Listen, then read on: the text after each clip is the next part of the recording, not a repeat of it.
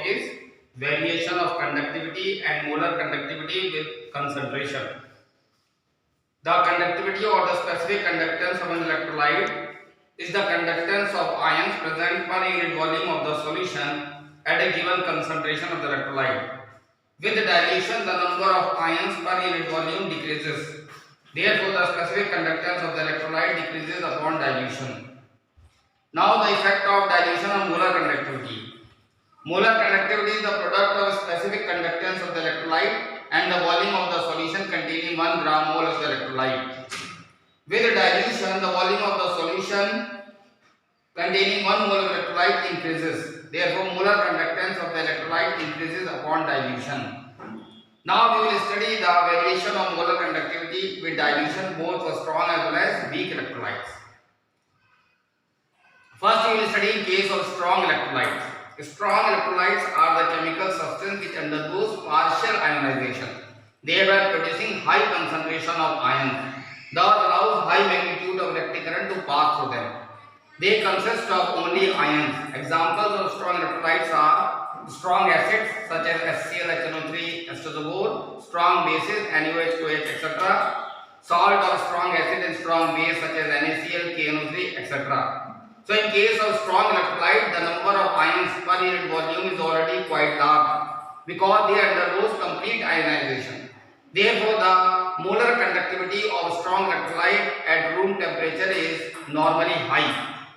And with dilution, the inter-ionic forces decreases and therefore the ionic mobility increases, which result in the further increase in the value of molar conductance.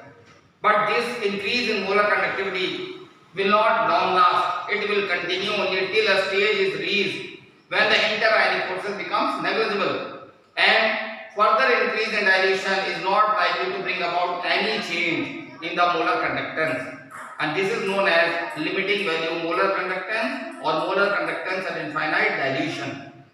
Thus we can define the limiting molar conductivity, the conductivity of an electrolyte at infinite dilution when the solution is so dilute that any further dilution does not bring about any change in molar conductivity is known as molar conductivity at infinite dilution.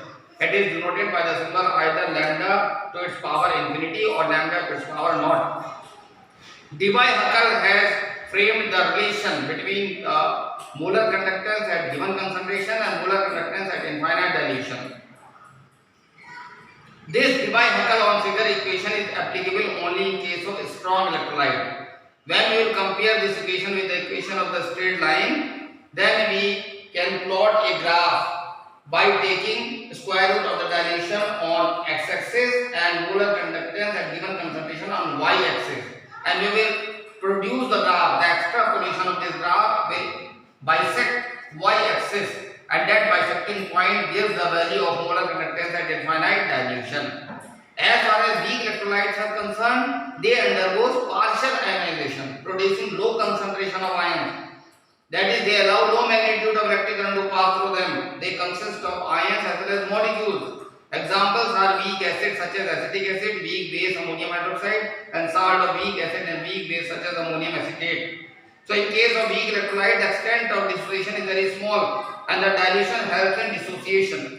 Therefore, the value of molar conductance is largely affected by dilution. But the problem is that this Debye-Huckel equation cannot be implemented in case of weak electrolyte to calculate the value of molar conductance at infinite dilution, because the extrapolation obtained in case of weak electrolyte runs parallel to the y-axis. It does not intersect y-axis.